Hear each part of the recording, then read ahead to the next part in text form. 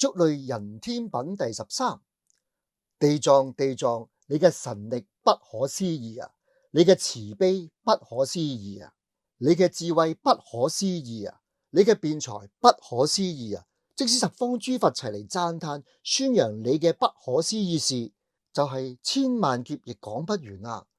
地藏地藏，謹記今日我喺忉利天中於8000萬億無量諸佛菩薩天龍八部所聚集嘅大會之中，再次將一趟未出嚟三界火宅中嘅人天一切眾生付囑於你啊！莫讓佢哋墮入惡道，受一日一夜嘅苦難，更何況係墮入五無間及阿鼻地獄，去受那動輒千萬億劫無有出期嘅大苦難。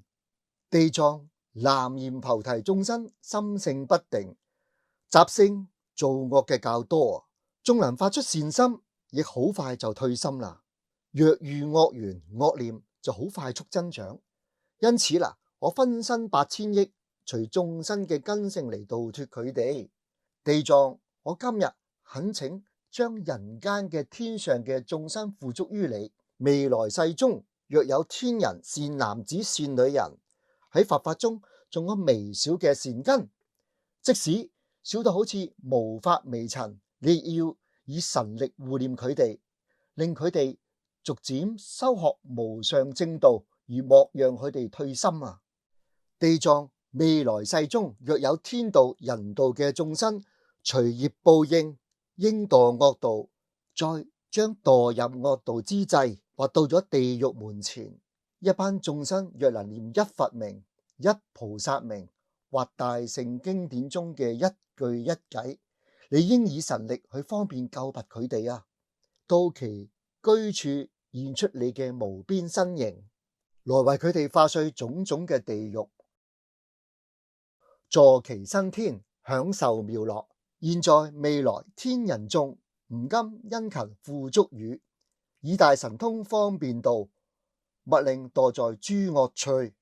世尊，請你不必掛慮，未來世中若有善男子善女人，佢哋於佛法中能生一念恭敬，我亦以種種方便之法度脫佢哋於生死苦海之中，令佢哋速得解脫。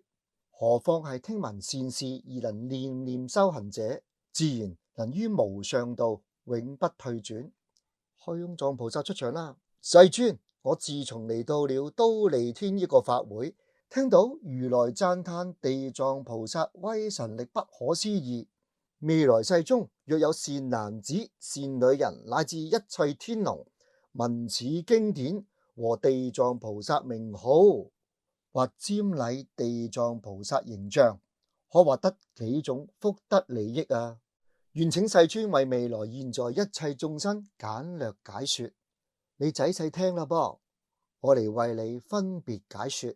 若未來世中有善男子善女人見到地藏菩薩形象，或聽聞讀誦一部地藏經，並用香花飲食衣服珍寶等等嚟布施供養讚嘆瞻禮，則能得到28種利益。一者天龍護念，二者善果日增，三者習性常恩，四者菩提不退，五者衣食豐足，六者疾疫不臨，七者離水火災，八者無盜賊厄，九者人見陰敬，十者神鬼助持，11者女轉男身，12者為王神女，13者端正相好，14者多生天上，15者或為帝王，16者宿智命通，17者有求皆從，18者眷屬歡樂，19者諸患消滅，20者業道永除，21者去處盡通，22者夜夢安樂，23者先亡離苦，24者宿福受身，25者住聖讚嘆，26者聰明利根，27者繞持泯心，28者不境成佛。虛空藏菩薩，若現在未來嘅天龍鬼神聽到地藏菩薩名號，禮拜地藏菩薩形象，或聽到地藏菩薩嘅本願修行事跡，而能讚嘆瞻禮，則可得到7種利益。一者速超勝地，二者惡業消滅，三者諸佛護臨，四者菩提不退，五者增長本力，六者宿命皆通，七者畢竟成佛。呢個時候啦，十方無量諸佛、大菩薩同天龍八部等眾聽咗釋迦牟尼佛稱揚讚歎地藏菩薩嘅大威神力，都讚歎咁講，從未曾聽過地藏菩薩咁大嘅威神願力，真係太不可思議啊！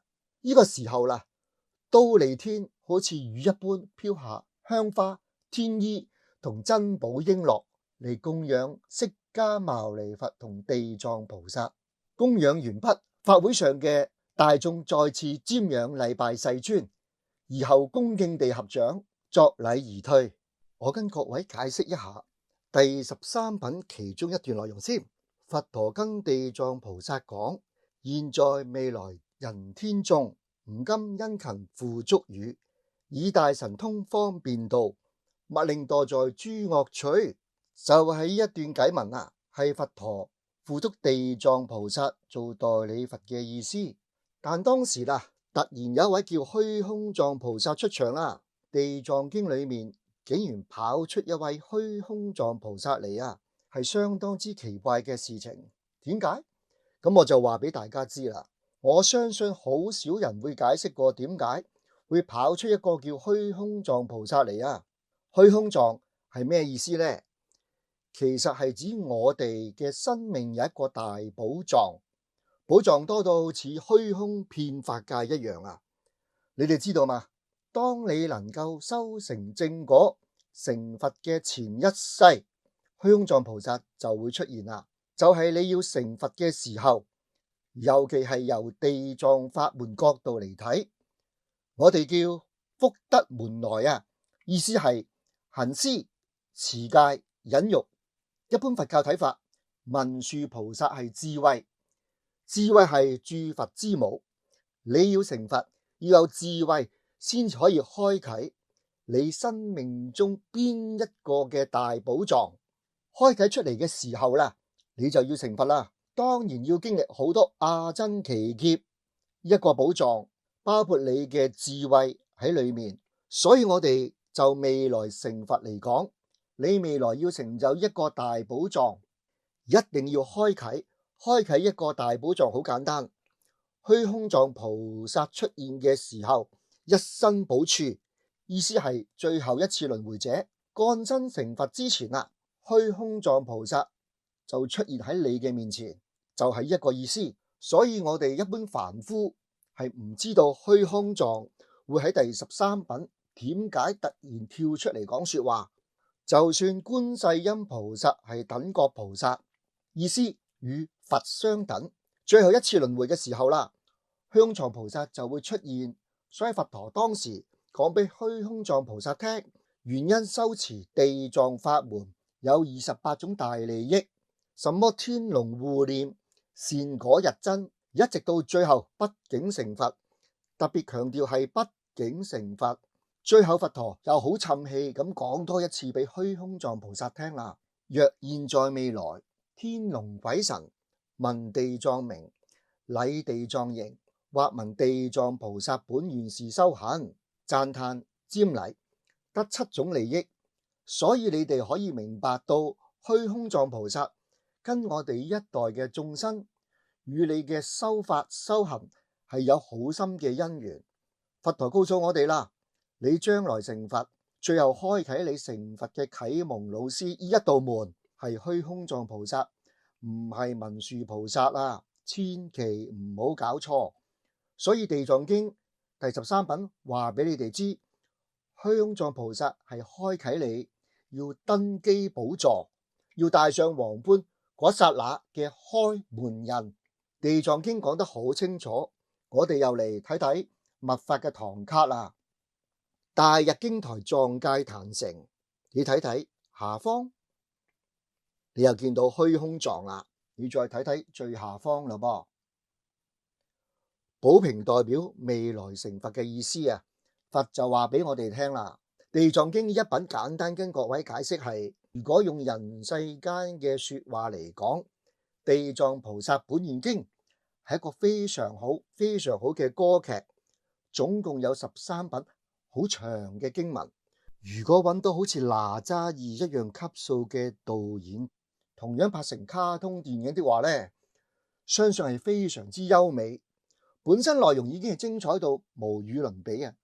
而最後所有經地藏菩薩教化嘅天人、鬼神、菩薩係通通成佛啦，真係不可思議經典啊！